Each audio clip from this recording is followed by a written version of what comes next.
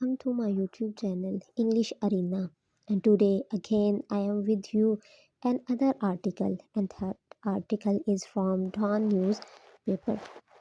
Let's read today article and analyze it. What type of sentences and what structures has been used in this article.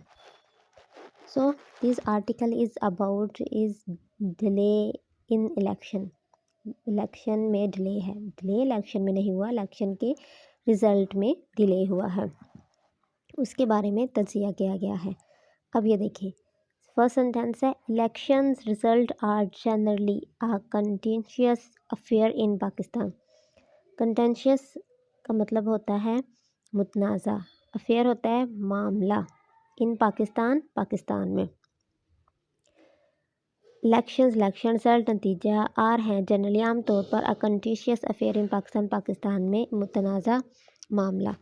अब हम देखेंगे कि देखते हैं कि ये सेंटेंस किस तरह बनाया गया है।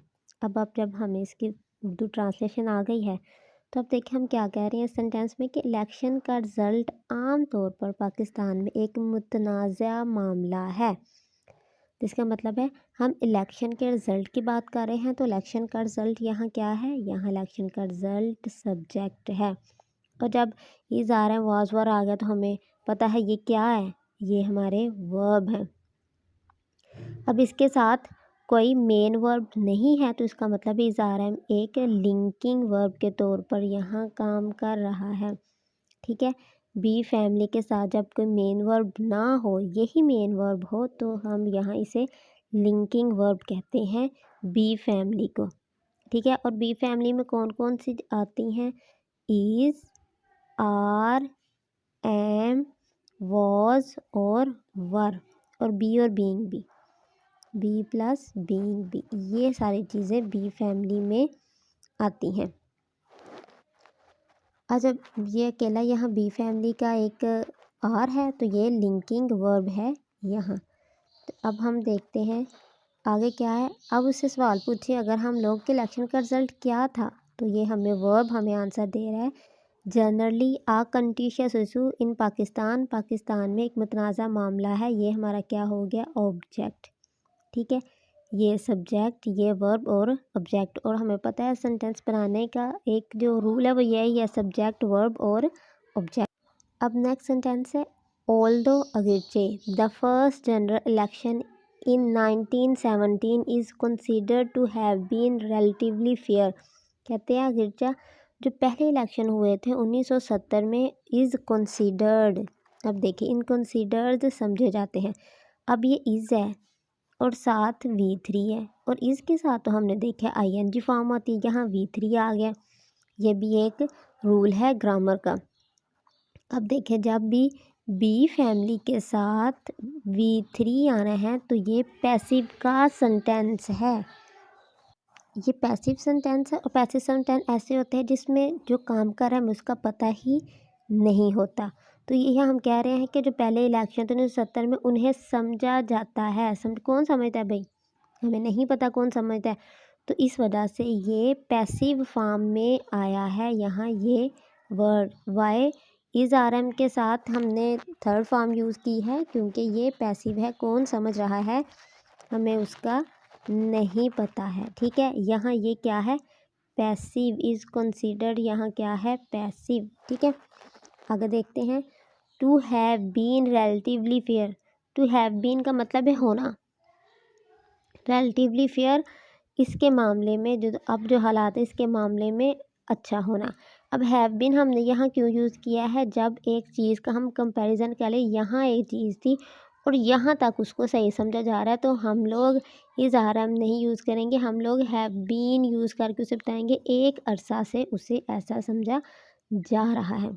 ठीक है, अब इसकी पार्सिंग करते हैं। अब हमें पता है ये सेंटेंस की उर्दू ट्रांसलेशन क्या है कि अगरचे पाकिस्तान के जो पहले इलेक्शन 1970 में हुए उनको समझा जाता है इस मामले में, मतलब फेयर इलेक्शन थे। अब देखें किनको समझा जाता है, द फर्स्ट इलेक्शन इन 1970 में जो पहले इलेक्शन हुए थे उनको इज़ कंसीडर्ड, जो पहले इलेक्शन थे ये हो गया, सब्जेक्ट इज़ आ गया तो ये क्या है, वर्ब। लेकिन वर्ब किस में है, पैसिव फॉर्म में आ रहा है, साथ इज़ कंसीडर समझा जाता है क्या, हमने वर्ब से ही सवाल भाई क्या समझा जाता है, रिलेटिवली फेयर, ये आ गया सब्जेक्ट, वर्ब और ऑब्जेक्ट। और इसी सेंटेंस के अंदर में आपने आपको पता है किस तरह पैसिव वॉइस को यूज़ किया गया है। अगर हम देखें, there are many complain about the high handedness of the Awami League in what was then East Pakistan. अब देखें, कहते हैं हालांकि बहुत ज़्यादा कंप्लेन थी, हाई हैंडेडनेस का मतलब होता है ताकत का इस्तेमाल करना। हाई हैंडेडनेस का मतलब होता है हालांकि बहुत ज़्यादा शिकायत थी कि ताकत का इस्तेमाल किया है अवामी लीग ने, in what was then Pakistan, जो कि मशरकी पाकिस्तान में चली गई थी। वाइल द जनरल यहिया, इसमें कहा जा रहा है कि बहुत ज़्यादा ताकत का इस्तेमाल किया गया था जिसके नतीजे में ईस्ट मशरक़ी पाकिस्तान बन गया, ठीक है। वाइल, जबकि यहिया खान रजीम मतलब उसका जो दौर था, वाज अक्यूज्ड ऑफ मतलब उस पर इल्ज़ाम था of being sportive of Yahya Khan, being sportive of Khan Abdul Qayyum Khan. अब बीइंग का मतलब क्या होता है, देखें अब ये कोई चीज़ है ना, अब ये हम लोग हैं, बीइंग अक्यूज्ड मतलब बीइंग मोलेस्टेड, बीइंग होना मतलब हमारे ऊपर ही कुछ हो रही है कोई चीज़, ये है ना, और ये चीज़ हमारे ऊपर हो रही है कोई चीज़, उसके लिए हम कह रहे हैं कि भाई ये जो है हमारे ऊपर कोई चीज़ हो रही है, बीइंग हम हैं और जो चीज़ हो रही है वो हमारे ऊपर ही हो रही है, तब हम लोग बीइंग यूज़ करते हैं।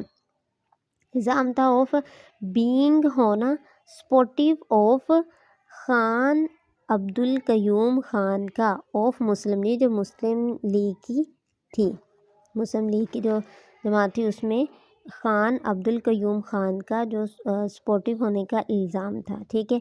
अब इसमें देखें हम बात किसी काले जनरल खान दौर की, ठीक है। आगे वॉज वर आ गया तो हमें पता चल गया है कि यह वर्ब है। ये वर्ब से पूछा कि क्या थी, वाज अक्यूज, कहती उसकी जो वो थी ना, उसके जो दौरे हुकूमत था उस पर इल्ज़ाम था कि इसे खान अब्दुल कयूम खान ने इसको सपोर्ट किया हुआ है। द परसेप्शन, और ये जो परसेप्शन है about the lack of fairness has been clear in each of the proceeding 11 election. कहते ये जो परसेप्शन ना भाई धांधली होती है और उसका इस्तेमाल करते हैं, ये इस 11 इलेक्शंस में हमें पता चल गया है। The 12th election held on, कहते अब जो 12वां इलेक्शन था हेल्ड मुनक्कद हुआ, बात किसकी हो गया, 12वें इलेक्शन की, ये हो गया सब्जेक्ट, मुनक्कद हुआ हेल्ड, ये हो गया verb, on 8 Feb is no exception, जो 8 Feb को हुआ भाई ये भी कोई बड़ा मार का नहीं है, वो भी सेम है, इसमें भी कुछ नहीं हुआ। Even the PTI which supported independent candidate and emerge as the largest single group, कहते हैं ताकि PTI विच जो कि थी सपोर्टेड, जिन्होंने सपोर्ट किया था भाई, किनको सपोर्ट किया था, किनको। अब यहाँ देखें, यह PTI की हम लोग यहाँ बात कर रहे हैं, ये सब्जेक्ट है, और उसके बाद आप लोग देखेंगे वो है ही नहीं, वर्ब तो है ही नहीं, वाज इज़ आरम हैज़ बीन कुछ भी नहीं है, फिर विच आ गया। और जो विच होता है ना, वो जो हमारा पहले सब्जेक्ट है ना उसको हमें डिफ़ाइन करता है, प्रोनाउन है ये हमें उसका नाउन के बारे में, ये जो सब्जेक्ट है पहले उसके बारे में हमें बताएगा as a relative pronoun which. अब PTI ने क्या किया था, PTI के बारे में बता रहा है, वो जमात जिसने सपोर्ट किया था इंडिपेंडेंट ग्रुप को, आ गए ठीक है भाई, अब हमें ये समझ बात आ गया, वो वाला जो इसमें सॉल्व किया था इज़, अब आ रहा है वर्ब किसका है, इवन द PTI का जो सब्जेक्ट है उसका वर्ब आ रहा है यहाँ is. Protesting against the election result, वो इलेक्शन रिज़ल्ट के बारे में कंप्लेन कर रही है, जो PTI थी वो क्या कर रही है, वो प्रोटेस्ट कर रही है अगेंस्ट द इलेक्शन रिज़ल्ट। ये क्या आ गया हमारे पास, इसका ऑब्जेक्ट, ठीक है। अब इस सेंटेंस में क्या था, एक सब्जेक्ट था, सब्जेक्ट को करने वाला रिलेटिव प्रोनाउन वाला क्लास था जिसने इस सब्जेक्ट को उसने डिफ़ाइन किया है, मज़ीद उसकी एडजेक्टिव बताई है, उसकी खसूसियात बताई है, उसके बाद वर्ब आया, उसके बाद हमारे पास ऑब्जेक्ट आ गया है। ठीक है। अब नेक्स्ट समझाते हैं PTI and almost all other political parties are up in arm. लो भाई आगे है up in arm. Up in arm का क्या मतलब है? अप इन आर्म जो है ये एक ईडियम है जिसका मतलब होता है किसी भी चीज़ के बारे में इकट्ठे एहतजाज करना। ठीक है, अब मतलब पता चल गया तो हमें समझ आ गई बात की कि पीटीआई और तकरीबन दूसरी तमाम जमातें अप इन वो कटी हैं अगेंस्ट इसके खिलाफ what they see in the election, जो उन्होंने इलेक्शन में देखा है।